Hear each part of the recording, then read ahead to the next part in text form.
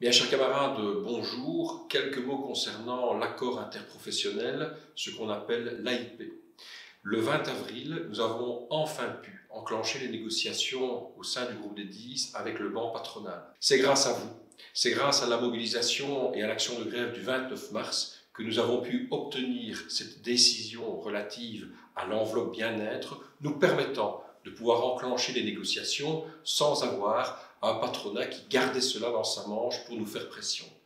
Malheureusement, 4 réunions après, une grosse semaine après, nous devons constater que les négociations sont au point mort et que nous n'avons avancé sur aucune des 3 priorités qui sont les nôtres.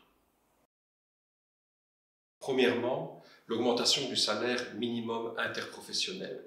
Eh bien, il faut savoir que les patrons ne veulent pas en entendre parler. Ils ne veulent pas qu'on puisse discuter d'une augmentation du salaire minimum interprofessionnel, ni pour 2021, ni pour 2022. Pour nous, c'est inacceptable qu'un accord interprofessionnel ne concerne pas l'augmentation des salaires minimums. Deuxième élément, la norme indicative. Depuis le départ, nous disons que cette norme de 0,4 doit être indicative, qu'elle ne peut pas être impérative.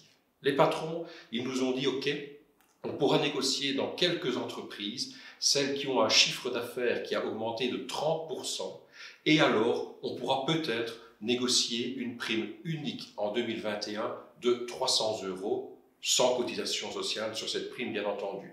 Vous avez bien entendu, 300 €, ça signifie 12 € par mois.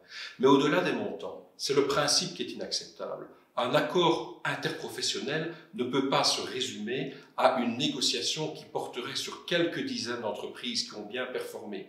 Pour nous, l'accord interprofessionnel, c'est tout à fait le contraire. C'est un moment où on crée un socle de solidarité entre les travailleurs de ce pays pour faire en sorte que les entreprises et les secteurs où c'est plus compliqué puissent bénéficier de ce socle. Non à ce genre de proposition qui crée inévitablement un renforcement de la loi de 96. Et enfin, les fins de carrière. Eh bien, les fins de carrière, nous n'avons même jamais pu enclencher la discussion parce que les patrons nous disaient, tant qu'on n'a pas conclu sur la norme et tant qu'on n'a pas accepté ce principe d'une norme dans les entreprises, nous refusons de discuter des fins de carrière. Nous allons organiser un comité fédéral le 18 mai. Pourquoi le 18 mai? De façon à permettre à toutes les centrales, à toutes les régionales, de pouvoir consulter l'ensemble des militants, l'ensemble des délégués, et faire en sorte que ce 18 mai, nous ayons un comité fédéral avec un ordre du jour très précis. 1. On fait le point sur ces désaccords interprofessionnels. 2. À court terme, on voit quelles sont les actions à mener à l'intérieur des secteurs pour faire bouger les lignes là où c'est possible. Et 3. Sur le plus long terme, on organise une riposte de façon à pouvoir modifier cette loi de 96 et faire en sorte qu'au plus tard, pour l'accord interprofessionnel 2023-2024, nous ne soyons plus confrontés à ce carcan.